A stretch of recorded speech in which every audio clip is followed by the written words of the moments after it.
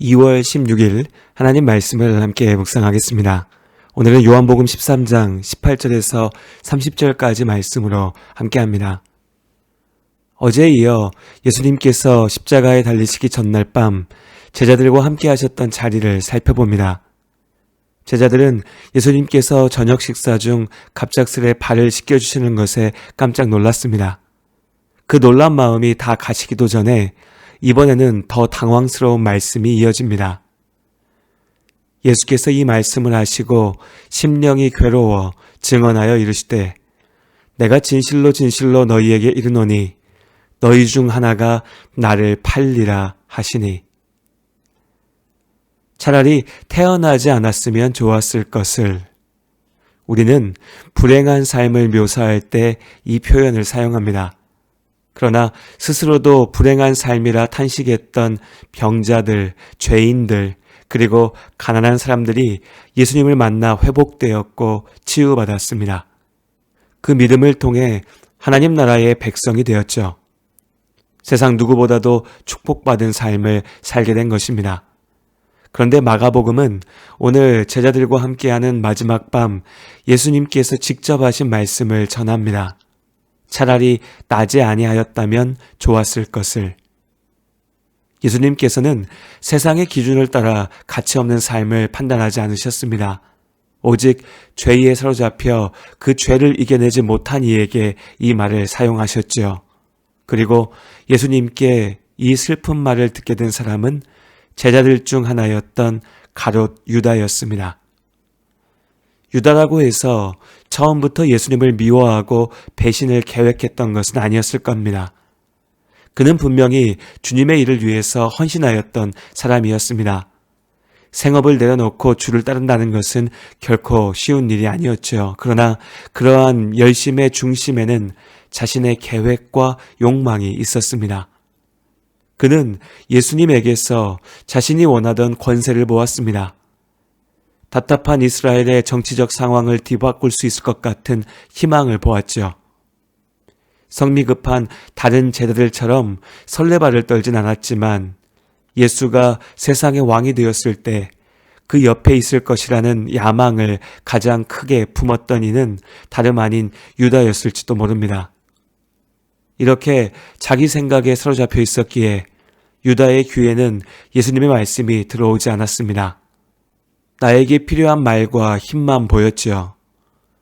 예수가 말한 구원과 하나님 나라에는 무관심했습니다. 그리고 마침내 예수가 말하는 하나님 나라가 자신이 꿈꾸는 세상의 나라와 다르다는 것을 깨닫게 되었을 때 그는 예수를 버렸습니다. 기대는 실망으로 바뀌었고 유다는 본전을 생각하게 되었습니다.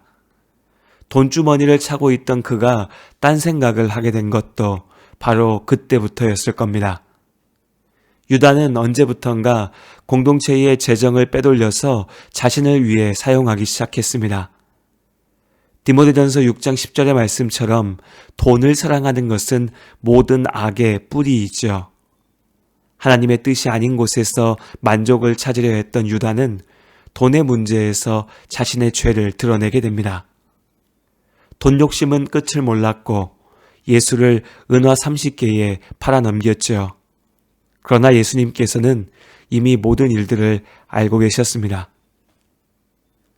다른 제자들과 마찬가지로 유다 역시 완벽하게 준비된 사람은 아니었지만 반대로 태생적으로 악하기만 한 사람도 아니었던 것 같습니다. 오히려 그의 보여지는 성품은 다른 이들에게 신뢰받을 만한 모습이었던 것 같습니다.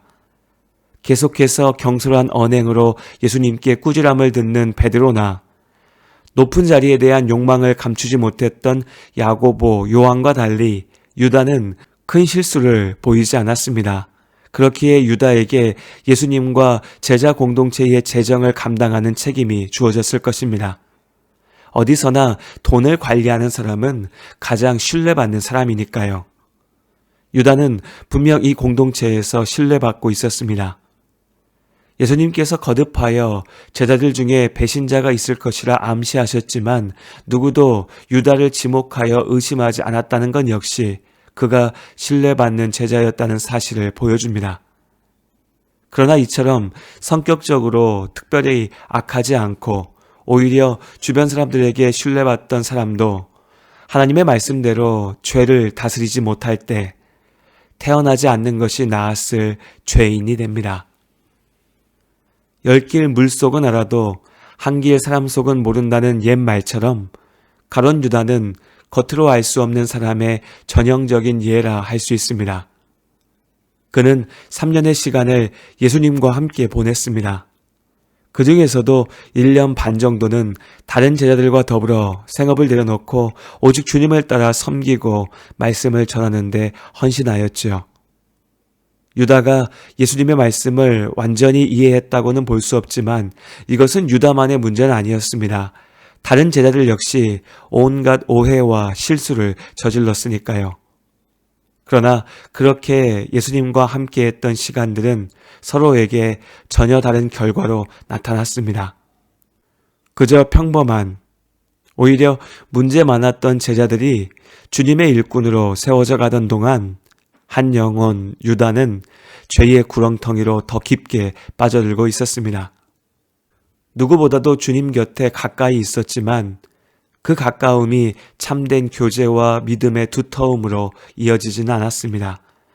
지금 내가 하나님 앞에 가까이 서 있어 보인다고 해서 참으로 신실한 것은 아닙니다. 누구보다도 나 자신이 그것을 잘 알고 있지요.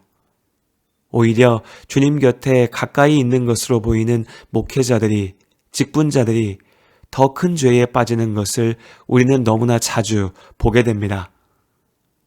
눈에 보이는 것이 전부가 아닙니다. 이 분명한 사실을 반드시 잊지 말아야 합니다.